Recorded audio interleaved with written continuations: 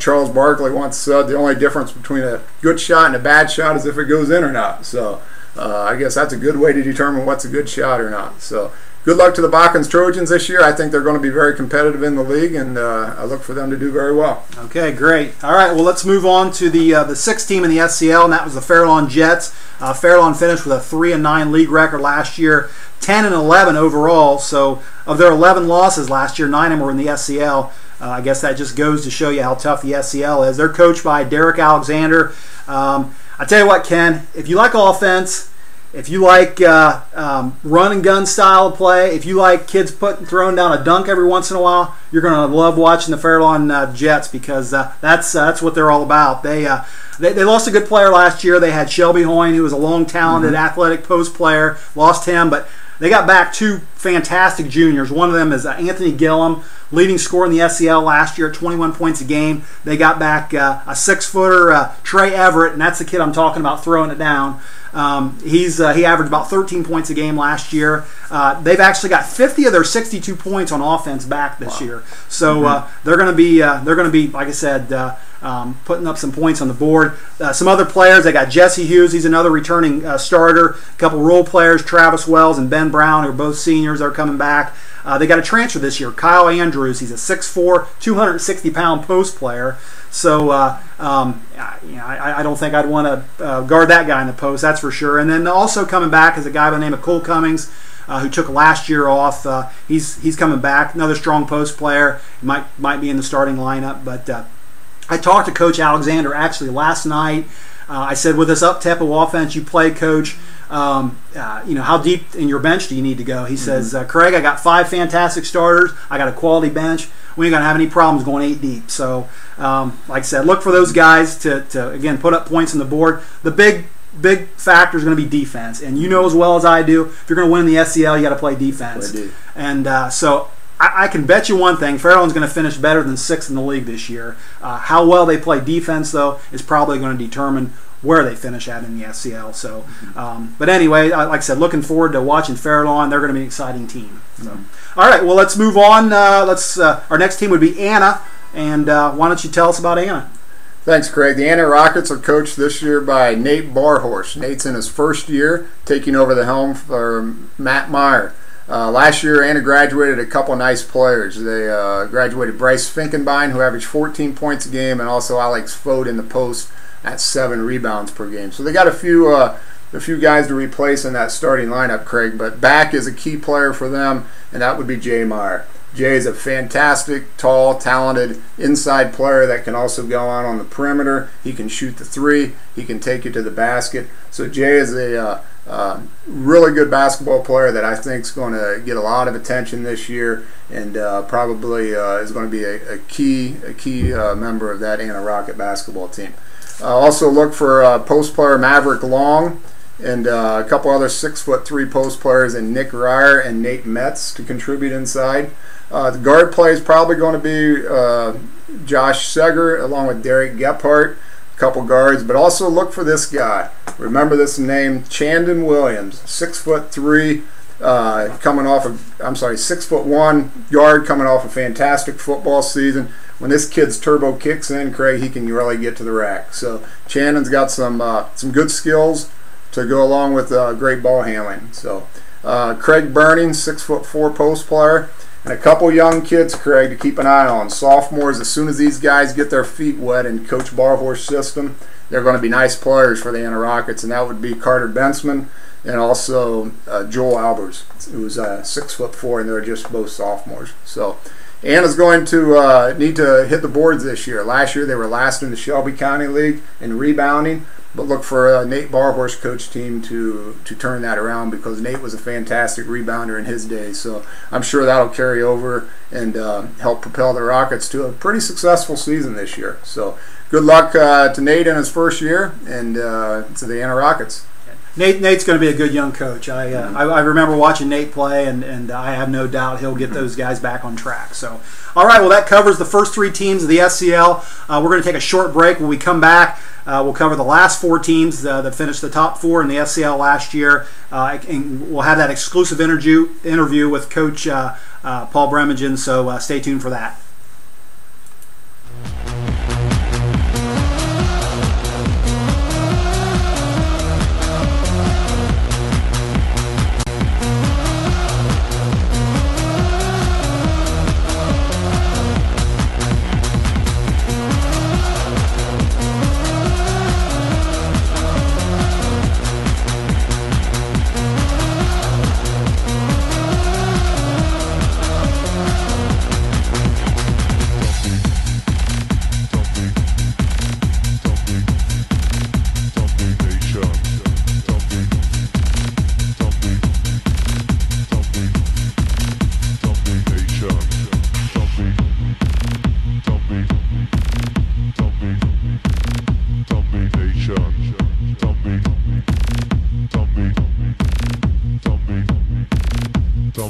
shots.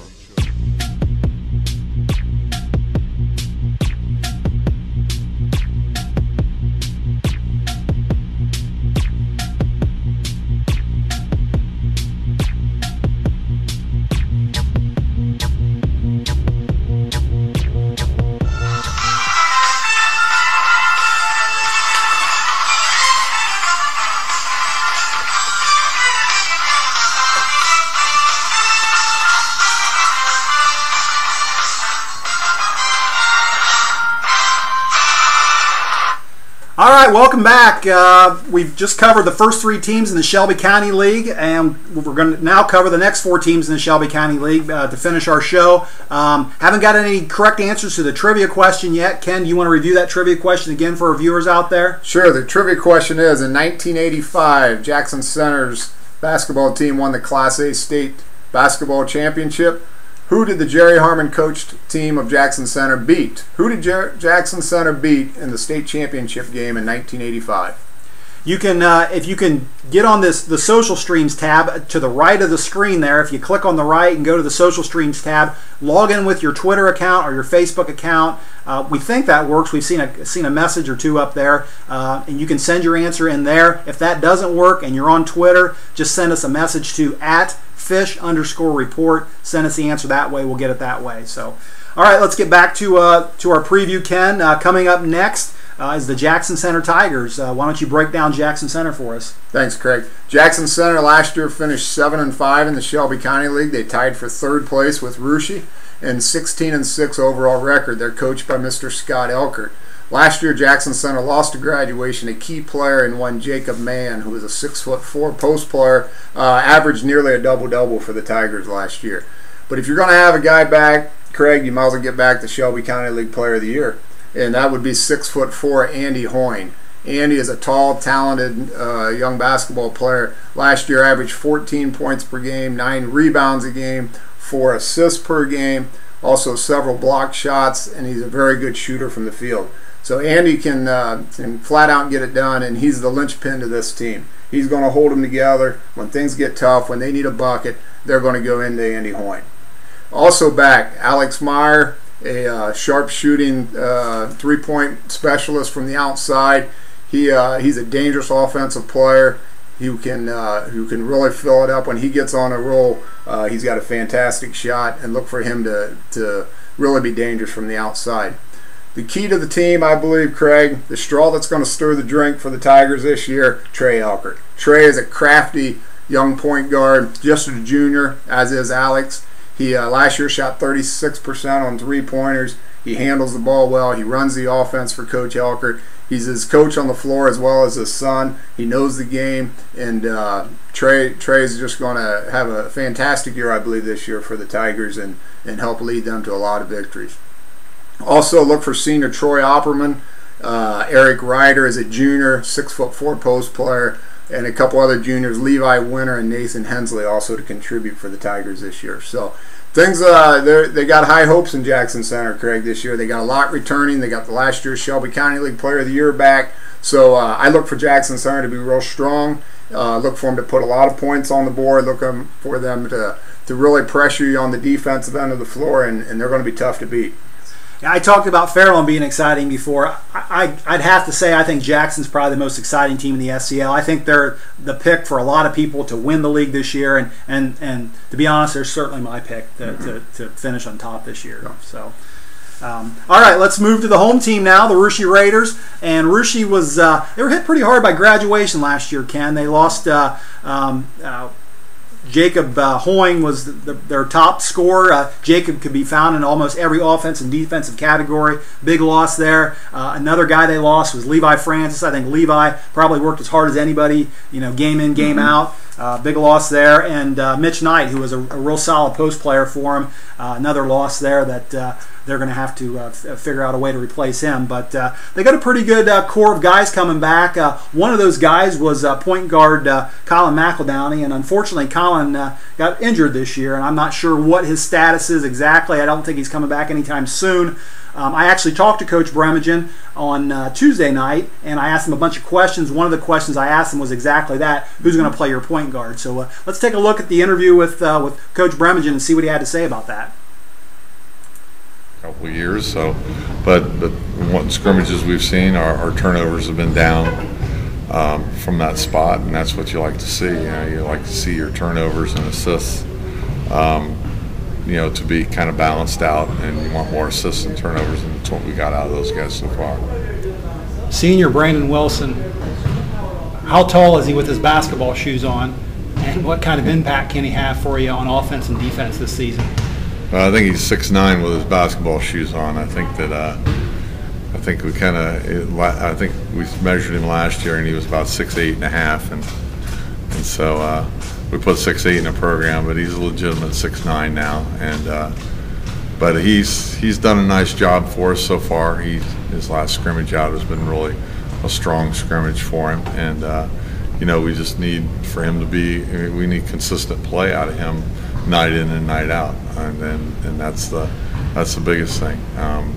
He's going to see a variety of different defenses, and people are going to try to defend him different ways, and he's got to recognize that and hit the open man or hit shots. Junior Treg Francis returns as one of the top three-point shooters in the Shelby County League.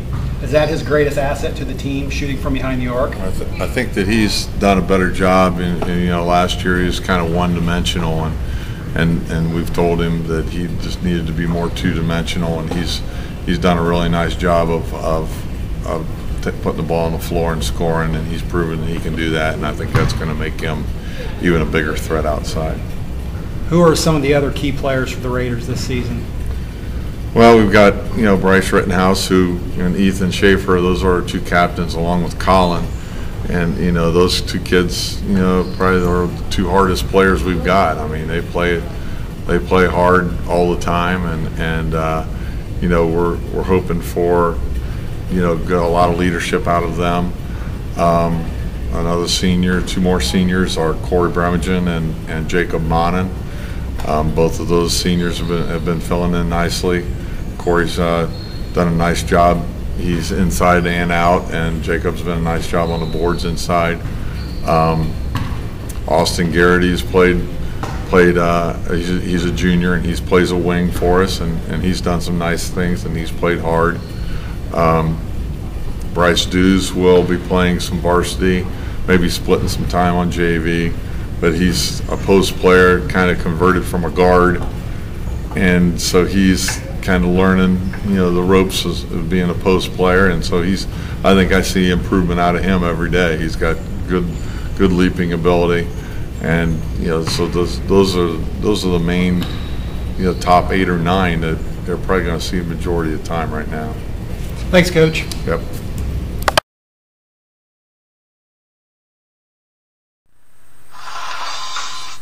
All right, thanks to Coach Bremagen again for that interview. And again, Russia is getting hit pretty hard by graduation, Ken. But those players that Coach Bremagen mentioned coming back, I think they're going to be all right. And there's even a few players that Coach didn't mention. I think that as the season goes on, you're going to hear more about them as the season goes on. So I tell you one thing you can't deny. Rushi's going to have a 6'9" kid standing in the lane looking for the basketball, and I don't know how many teams Rushi plays this year with a kid that tall, but he's going to present some matchup problems for some teams, that's for sure. So, and looking forward to watching the Raiders this year.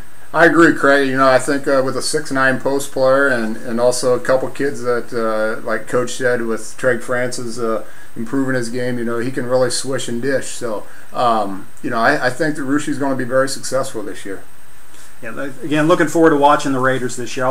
We'll see plenty of those games. So, all right, now we've got two teams left that actually tied for the SCL last year. Let's cover Houston first. And Ken, why don't you tell us a little bit about Houston? Thanks, Craig. Houston finished the year 10-2 in the Shelby County League last year and 20-6 overall.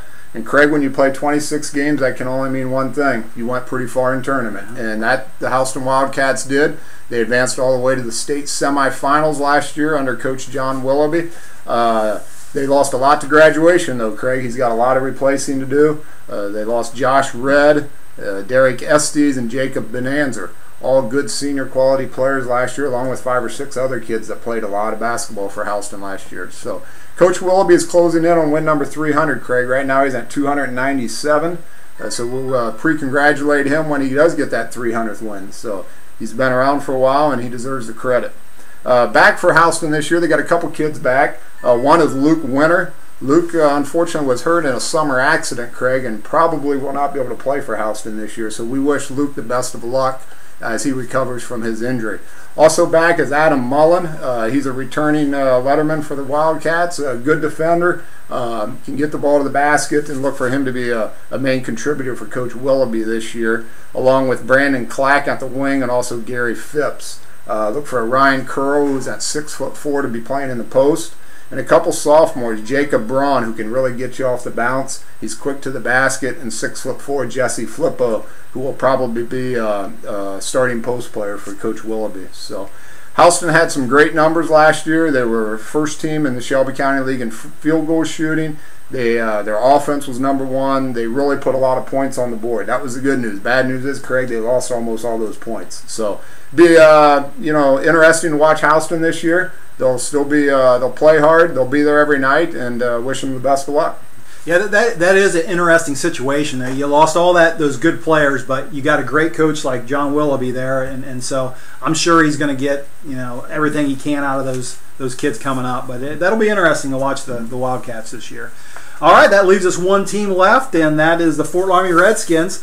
I'm going to cover them. Laramie actually tied again for the FCL first in the FCL last year. They had a 10-2 league record, 17-6 overall, coached by Carl Ratterman. They lost all 5 starters, Ken. They lost some nice players, and Cody Albers, who averaged about 14 points a game, Nick Meyer, Chris Meyer, Joe Poppelman.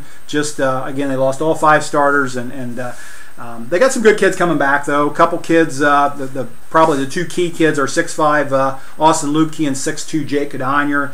They're both returning lettermen. They're going to do a nice job for them. A couple other kids, 5'10", Kyle Miracle, 6'1", Jared Albers, both seniors, going to be nice players for him. You probably remember the quarterback from the football team, Seth Giozzi. He's a junior. He's coming off a solid season at football, and I think he'll have a solid season in basketball as well. Also have 6'4" Clay Hoyne in the post. One player that they didn't know about going into the season was Ryan Humphreys. Ryan was the quarterback. Had a football injury. You probably all know the story. Seth took over the quarterback role, kind of hoping to get Ryan back for the football season. I talked to Coach Ratterman actually this week. He told me that unfortunately Ryan will not be playing this year. The shoulder injury was just too serious. He's actually going to be having some surgery.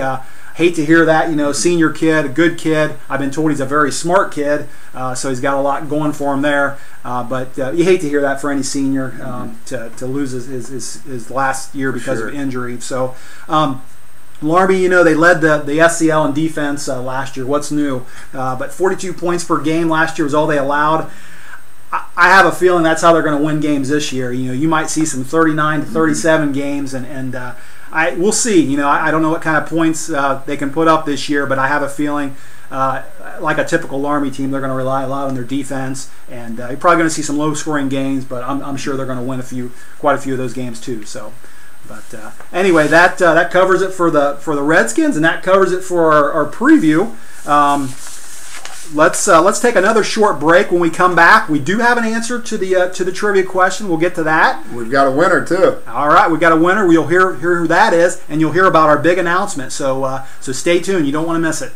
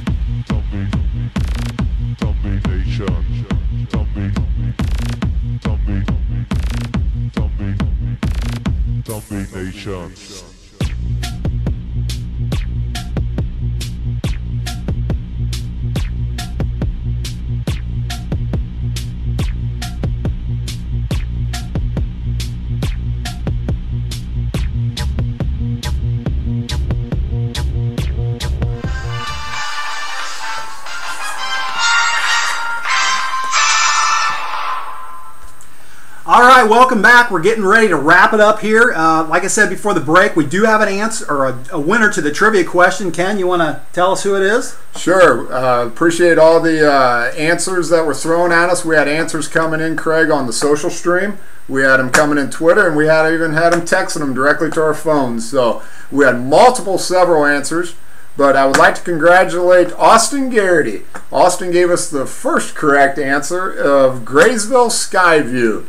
The school from over in Graysville, actually in Monroe County, is now called Monroe Central. So the Seminoles of Graysville Skyview is who Jackson Center beat. So congratulations to everybody that gave me the right answer. But the first answer was from Austin Garrity.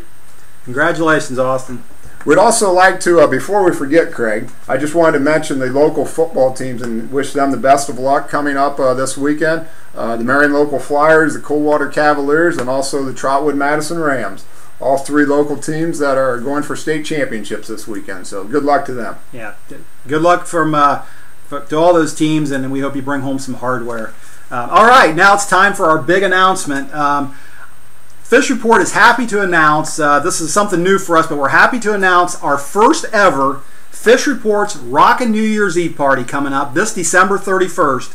Now, I've got a little experience at throwing New Year's Eve parties in the past, but this is a little different. This is the first time, or the first one ever hosted by Fish Report, and all the proceeds for this big night are going to be going to a good cause. All the details are going to be announced tomorrow on Fish Report's website, so you want to make sure you go there, check out the flyer, check out everything that's going on. Make sure you get your tickets right away because we're predicting a sellout. Well, at least we hope it's going to be a sellout.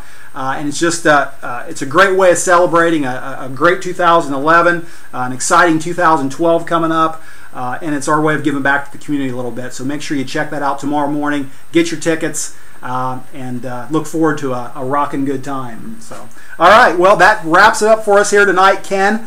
Wanted to say thanks again to all the coaches that helped us with tonight's show. If you want to contact us, you can send us a message anytime at contactus@fishreportonline.com, or you can send us a message on Twitter. Again, our Twitter address is @fish_report. So, all right, well, for Ken Francis, I'm Craig Fissinger saying so long, everyone.